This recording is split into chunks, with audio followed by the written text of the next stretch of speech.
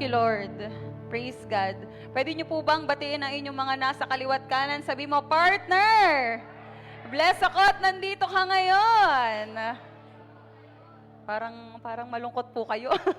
Pwede po ba, minsan pa yung katabi niyo, sabi mo, partner! Bless ako at nandito ka ngayon. Praise God. Sino po dito ang nagagalak dahil this is the last Sunday of 2025 at marami pong ginawa ang Panginoon na mabuti sa kanyang buhay. Amen. God is good and all the time.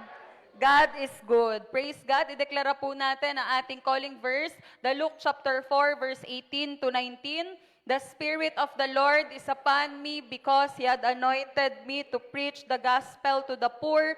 He had sent me to heal the brokenhearted, to preach deliverance to the captives and recovering of sight to the blind, to set at liberty them that are bruised, and to preach the acceptable year of the Lord, which is no other than Jesus, the Anointed One.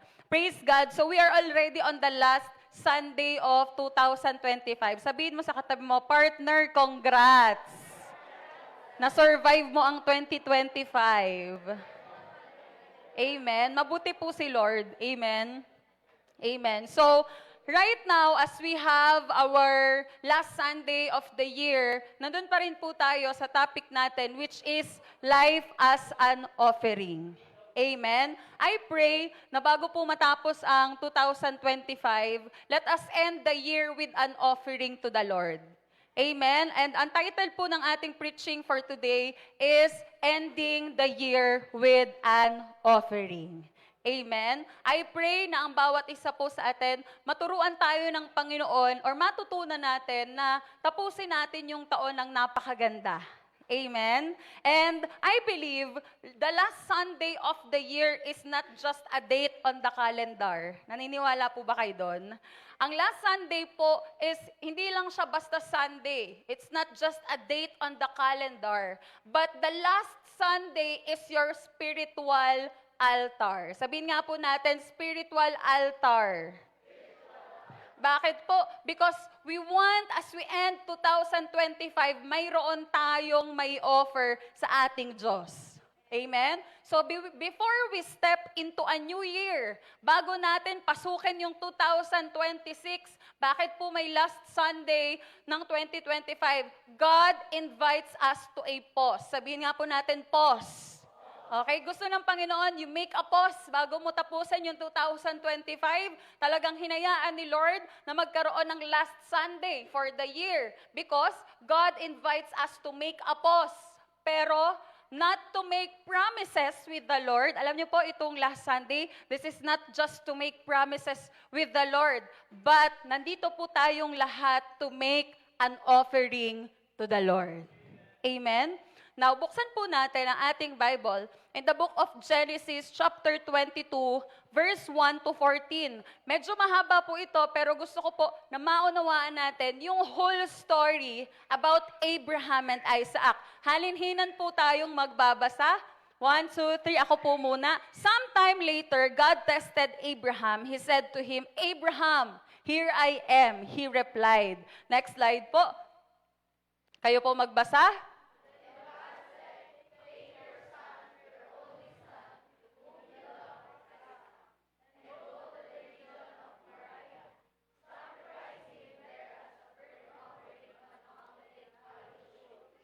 Nag-almusal na po ba kayo? Yung pong pag nagbasa po tayo, yung talagang matagumpay po tayo magtatapos ng 2025. Ano po? Okay, next. Verse 3, early the next morning, Abraham got up and loaded his donkey. He took with him 2 of his servants and his son Isaac. When he had cut enough wood for the burnt offering, he set out for the place God had told him about. Verse 4, kayo po. Sabay-sabay po.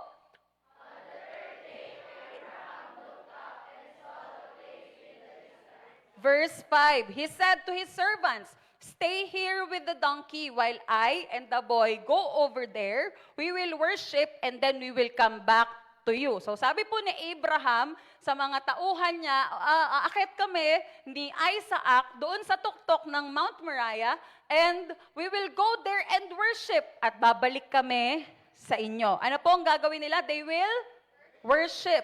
Verse 6, kayo po ang magbasa.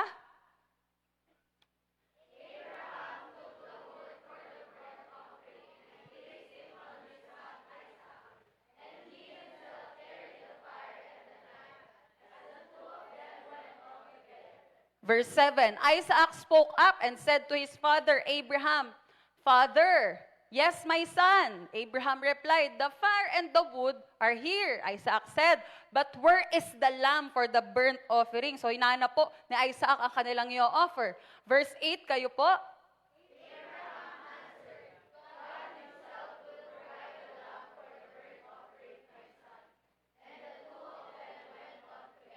Verse 9, when they reached the place God had told him about, Abraham built an altar there and arranged the wood on it. He bound his son Isaac and laid him on the altar on top of the wood. Verse 10, kayo po.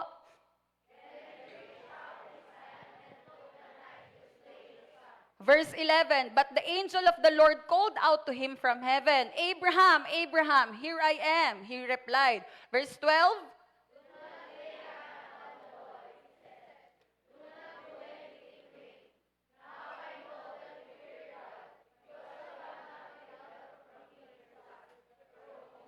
Verse 13, Abraham looked up, and there in a thicket, he saw a ram caught by its horns. He went over and took the ram and sacrificed it as a burnt offering instead of his son. Verse 14, sabay-sabay po tayo. So Abraham called the place, the Lord will provide. And to this day, it is said, on the mountain of the Lord, it will be provided. Praise God, pagpalain po tayong lahat sa pagbasa natin ng salita ng Panginoon. So, let's summarize. Ano po ang nangyari? Nangusap po si Lord through the life of Abraham. At sabi ng Panginoon, una pa lang, anak, I want your son. Okay? Ang tagal pong pinanalangin ni Abraham to have a son, which is Isaac. Ang tagal po. Akala nga po nila ay baog pa. Ano po? At talagang wala ng pag-asa. Pero, the moment that God asked Abraham for his son, hindi po nag-alinlangan si Abraham eh. Talagang sumunod siya sa Panginoon. He loaded up the donkey. Tinawag niya mga tauhan. Pupunta tayo sa bundok. Mag-worship kami sa Panginoon. At hindi alam po ni Isaac na siya po ay i-offer as an offering. Talagang gusto niya lang sumunod sa tatay niya. At pag akyat po nila doon sa bundok, ano pong ginawa ni Abraham? Kung babalikan po natin, he prepared an altar. Tama po ba? Nag-prepare po si Abraham ng altar, talagang inilagay niya po yung mga kahoy at inilatag niya, pinahiga niya yung anak niya at ready na po siyang i-offer ito sa Panginoon. Walang pag-aalinlangan, handa siyang i-offer yung nag-iisang anak niya. Yung antagal niyang pinag-pray pero ibinigay niya at willing siyang ibigay sa Panginoon. Okay, ano pong ibig sabihin ng kwentong ito? Alam niyo po, as we end 2025, bago matapos ang 2025, tuturuan tayo ng Panginoon to make our life as an offering to Him. Amen? Ang gusto ng Panginoon, hindi lang natin basta matapos ang 2025. Hindi lang basta dumaan na yung taon, papasok tayo ng 2026, na para bang wala kang naging connection sa Panginoon. No, this is a different thing. Ito pong last Sunday is a very precious thing to the Lord because your last Sunday is your altar to the Lord. Amen? Ano po ba yung altar? Tama po ba nung binasa natin si Abraham po, nag-prepare siya ng altar. At ano po ang kanyang ini-offer? Yung buhay po ni Isaac. Tama po? And as we open our Bible, sabi po ni Paul sa Romans 12 verse 1, sabi po ni Paul, Therefore, I urge you, brothers and sisters, in view of God's mercy, offer your bodies as a living sacrifice, holy and pleasing to God. This is your true and proper worship. Naniniwala po ako that the Lord wants to urge all of us that before we end 2025, let our lives be a living sacrifice to our Lord. Amen? Because this is the true worship. Ito po yung totoong pagsamba sa Panginoon. Why? Because ito yung ginawa po ni Abraham eh. In his season of waiting, I believe, ang tagal niya po naghintay para dumating si Isaac. Tama po? Ang tagal niyang nag-pray, ang tagal niyang lumapit sa Panginoon, pero in the season of waiting of Abraham, ano pong nilagay niya sa altar? He placed his life, yung buhay niya. Bakit? Buhay niya po si Isaac eh. Tagal niya pinag-pray yun. He placed his future. Bakit? Kasi for sure, kay Isaac po ipapamana ang maaari pong mana or meron o kayamanan si Abraham and his promise on the altar. Nag-offer po si Abraham sa altar ng may halaga sa kanya. At ngayon pong umagang ito, pag-uusapan po natin, how do we prepare for the new year? Sabihin mo nga sa katabi mo, partner, handa ka na ba sa bagong taon? Anong sabi ng partner mo? Handa na ata ang mga quitties, ang mga fireworks, diba? Pero, kapatid, let me ask you this question. Is your life ready for the next year? Ready na ba ang buhay mo? Ano ba ang buhay mo nakakaharapin kasama si Lord? Now, in the last Sunday of 2025, this is the word of the Lord. How do we prepare for the new year? Number 1, we need to end the year by presenting and not holding back. Amen? Tatapusin mo yung taon na, Lord, may gusto akong i-offer sa'yo and I will not hold grudge to anyone. Kagaya po nung tinuro sa atin, nung December 25, nung Pasko, we need to have that joy in our hearts. Magkaroon tayo ng kagalakan sa puso natin na kapag may mga tao, ano nga po yung ating yung destroyer ng joy? Alala nyo pa po ba? Anxiety, resentment, and confusion. So yung pangalawa po yung resentment, yung kapag ba may sama ka ng loob, it will hold you back. Tama po ba? It will hold you back. Pero hindi. Ang gusto ng Panginoon, we end the year by presenting. We end the year by offering. Tatapusin natin yung taon na wala tayong regrets, but we want to offer our whole life to the Lord. Amen? Because this year, marami pong nangyari. Tama po ba? Maraming nangyari sa buhay ng bawat isa. There are victories, ang dami mong tagumpay. Pero ang dami mo ding failures, ang daming bagay na nagkamali ka, o maling desisyon, o hindi mo inaakala na mali pala yung ginawa mong yon. There are joy, may kagalakan, may pain, may sakit. There are answered prayers, at meron din pong mga panalangin na hanggang ngayon ay hinihintay mo pa rin. Pero kapatid, as we end 2025, ito po ang iiwanan na tanong sa ating lahat ng Panginoon. What will you place on my altar? Anong pwede mong i-offer sa Panginoon? Yung wala ka lang titingnan, kasi sayang. No.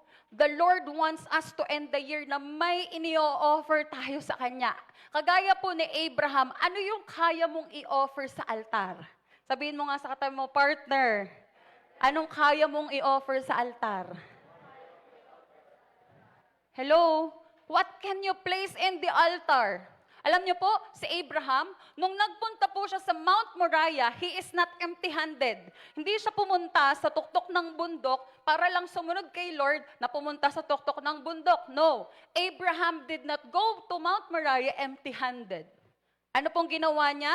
Abraham brought what mattered most. Kung ano yung pinakamahalaga sa kanya, yun yung in-offer niya. Kung ano yung pinakamainam para sa kanya, yun yung ibinigay niya sa Panginoon. Kaya kapatid, before 2025 ends, ibigay mo sa Panginoon kung ano yung pinakamahalaga sa'yo. Ibigay mo sa Panginoon kung ano yung it matters most sa buhay mo. And this last Sunday of the year, Romans 12 verse 1, or Paul wants to tell us to present ourselves na ihaharap natin ang sarili natin sa Panginoon, hindi dahil naging matagumpay ka lang for 2025. Hello, nandyan pa po ba kayo? Amen? Haharap tayo sa Panginoon, hindi dahil marami kang napagtagumpayan buong 2025, marami kang achievement, ang dami mong nabili for 2025. No. Hindi po ito yung gusto ng Panginoon na haharap ka na, Lord, ito talaga ang nangyari sa akin, I'm a success. Hindi ka haharap lang sa Panginoon, Lord, perfect attendance ako sa church, hindi ako umabsent. No. Pero ang gusto ng Panginoon, pagharap natin sa Kanya, when we present ourselves, buong-buong ikaw ang ihaharap mo sa Kanya. Amen? Ano po ibig sabihin nun? May achievement ka man, o hindi mo pa na-achieve, or you are a failure ending the year, kapatid, ang gusto ng Panginoon, ibigay mo o i-offer mo, i-present mo ang buhay mo sa Kanya. Amen?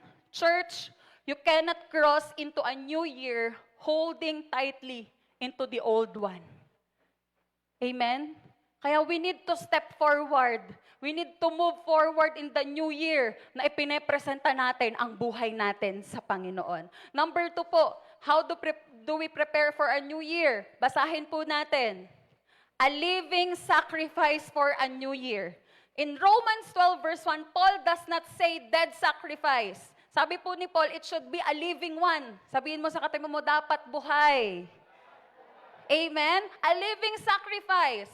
Paano po ba natin masabi na, Pastor, ano po ba yung living sacrifice? Kailangan po ba magbaboy, yung mga alaga ko? O kaya po manok, kambing? Kailangan po ba yon? Kasi living sacrifice po eh. So, a living sacrifice is someone that remembers the pain of this year. Ang isang living sacrifice po ay isang tao na nakakaalala na, Lord, ang dami kong pinagdaanan in 2025, ang daming pain, ang daming problema, but Lord, you have been so good to me in the year 2025. Amen? Ano pa po yung living sacrifice? Yung tao na may, alam mo in your heart that you still have fear for the 2026 coming in your life na Lord, ano naman kaya ang mangyayari? Parang ngayon 2025, ang dami kong pinagdaanan. Baka sa 2026, mas matindi pa. Church, you are a living sacrifice dahil nakakaramdam ka. Pero kahit may pain, kahit may fear, you are a living sacrifice because beyond all of that, you still chooses to trust our God. Amen? Pwede po palakpakan natin si Lord. Come on. Nung nag-offer po si Abraham, Isaac was alive on the altar. Buhay ang sakripisyo po ni Abraham. Abraham was also alive in his obedience to the Lord. Kaya ngayon, mga kapatid, bago po natin tapusin ang 2025, God is not asking us to die. Hindi hinihingi ng Lord na mamatay tayo. But God is asking us to live differently. Mamuhay tayo ng kakaiba. Mamuhay tayo that we are setting apart ourselves from the world. Ano po? Na kapag pumasok yung 2026, ang sasabihin mo dati, ito yung plano ko, ito yung gagawin ko, ito yung mga gagawin ko January to December. Nakaplano na, talaga may planner ka, nakalagay na lahat doon. Pero ngayon, alam niyo po, bago matapos yung 2025, ang gusto ng Panginoon, we give a living sacrifice to the Lord. Ano po yon? Na dumating sa point sa buhay mo, na ito na yung sasabihin mo, Lord, hayaan mo na yung darating na 2026, yung oras ko, yung plano ko, yung buhay ko, hayaan mo na ang lahat ng ito ay maging sayo. Amen? Praise God. Number 3, how do we prepare for the new year? The last Sunday is an act of worship. Sabi po ni Abraham, bago sila umakyat, sabi niya sa mga kawal niya, we are going to worship and we will come back to you. Church, worship was not after the sacrifice. Kapag nag-worship po tayo sa Panginoon, the Lord is not looking on the sacrifice. Lord, nag-worship ako ngayon kahit hindi ako nakapasok sa trabaho. Lord, nag-worship ako ngayon kahit naiwan ko yung mga anak ko. Lord, nag-worship ako sa iyo kahit napabayaan ko na yung ganito. No, worship was not after the sacrifice. Hindi nakatingin si Lord kung ano yung sinakripisyo mo para i-worship siya. But the surrender itself that you have done to the Lord was the worship. Naintindihan niyo po ba? The Lord is not looking sa kung ano yung sinakripisyo mo. Lord, sinakripisyo ko to para lang maka-attend ako. Lord, sinakripisyo ko to para lang mapapurihan ka. No, the Lord is not looking after your sacrifice. The Lord is looking kung paano mo sinorender yung buhay mo sa Kanya.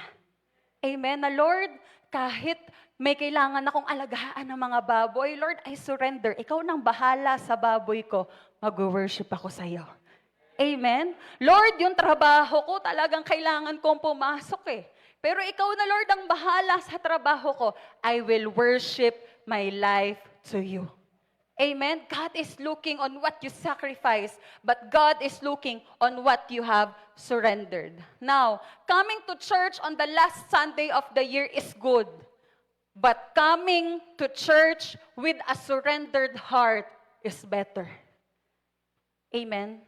Alam niyo po, kung perfect attendance ka every Sunday, but your heart is not fully surrendered to the Lord, kapatid, niloloko mo ang sarili mo sa harapan ng Panginoon. Come on. Coming here to church, maganda po yun.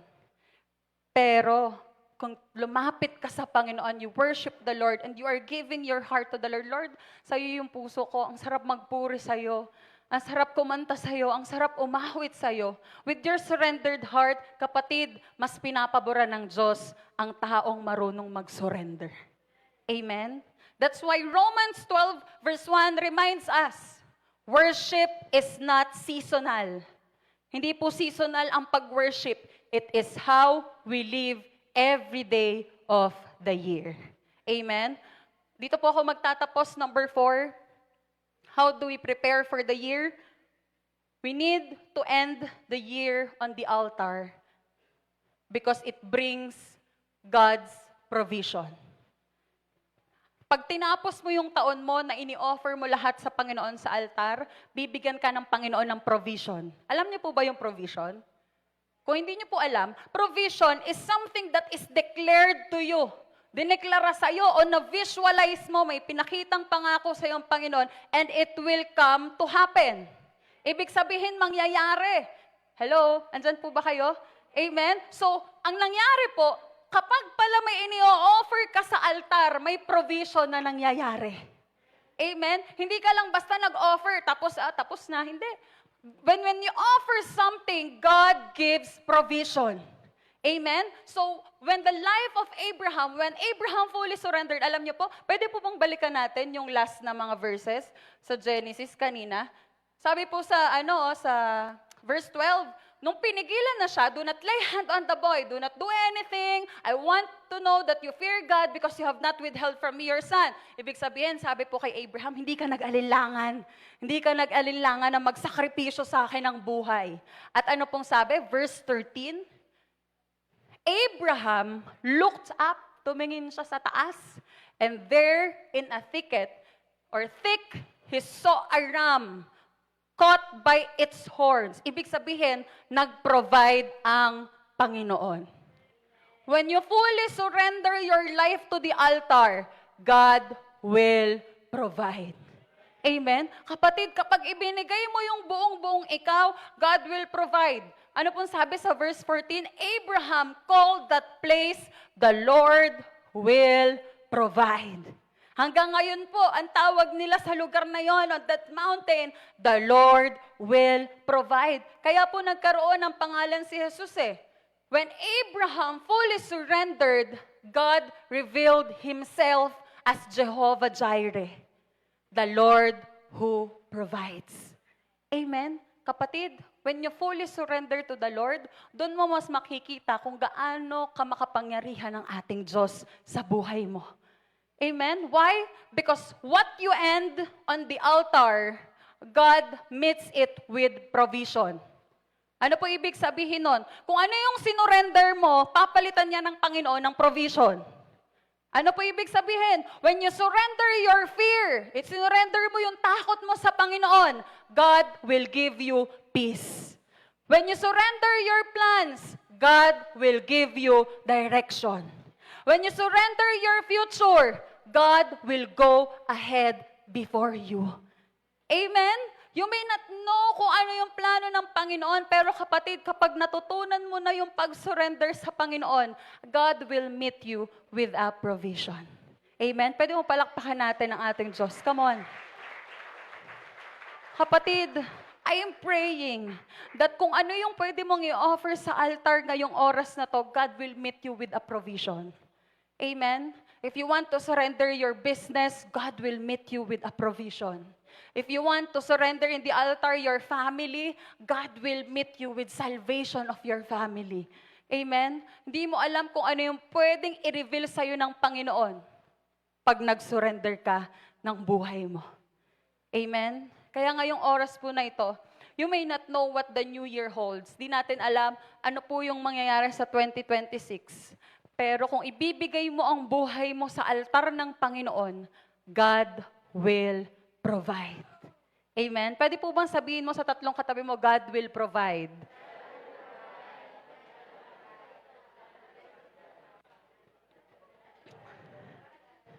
Amen. The last Sunday of the year is not looking back with regret. Alam niyo po, itong last Sunday, it's not about looking back na, Lord, sayang, dapat pala tinanggap ko na yung trabaho na yon. Lord, sayang, dapat pala umuo na ako sa opportunity na yon. No, this last Sunday is not the day where you look back with regret. Hindi ito yung oras na babalikan mo yung mga sayang ng buhay mo.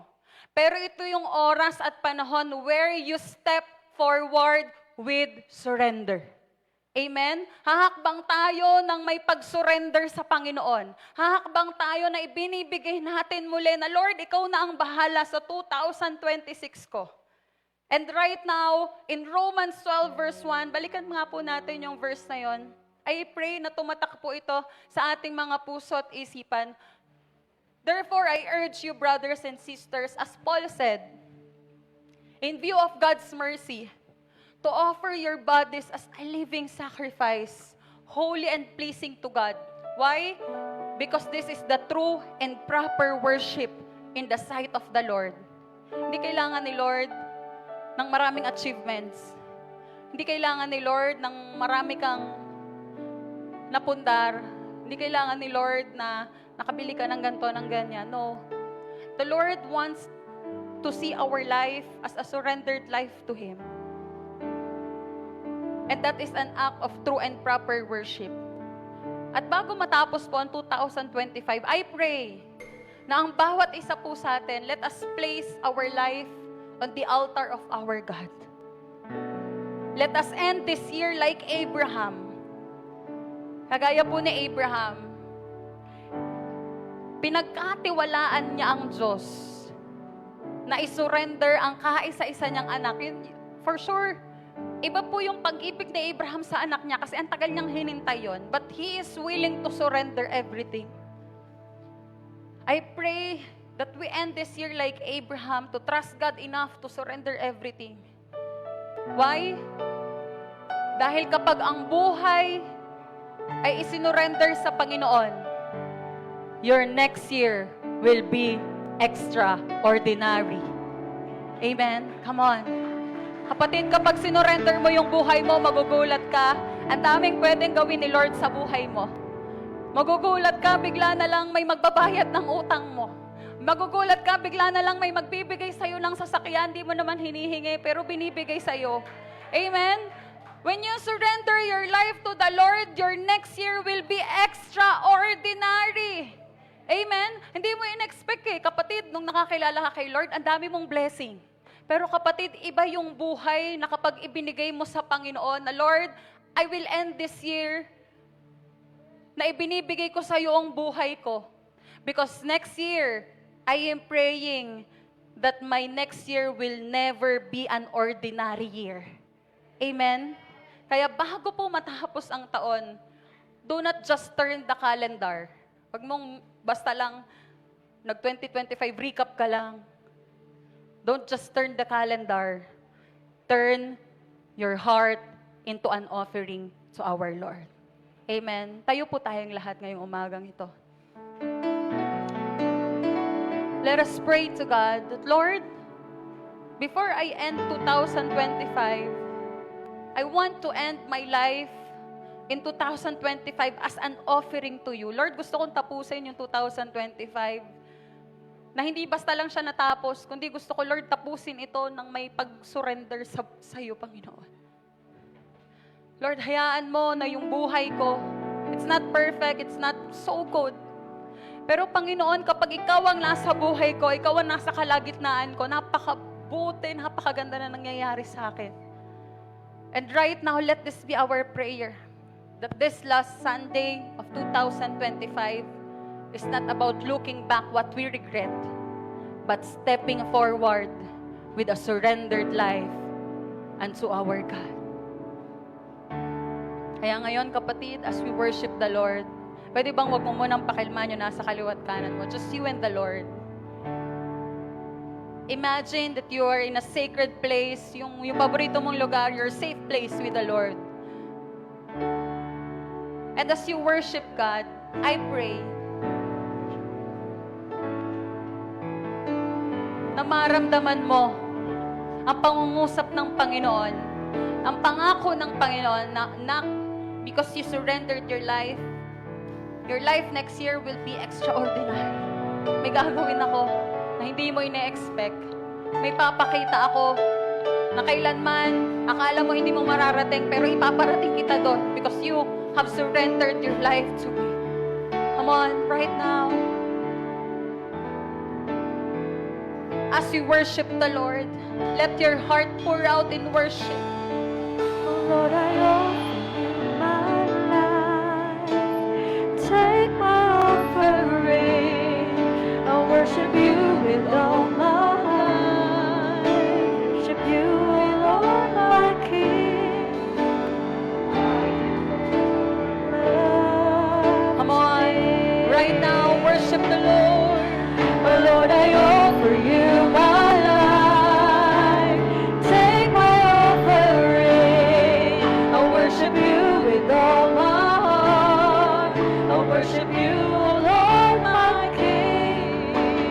I declare your love to me. Minsan pa, come on, sing unto the Lord. Oh Lord, I offer you my life. Take my offering. I worship you with all my heart. I worship you, oh Lord, my King. I declare your love to me. Oh Lord, I take for you my life. Take my offering. I worship you with all my heart. I worship you, oh Lord, my King. I declare your love to me. Oh Lord, I offer you my life.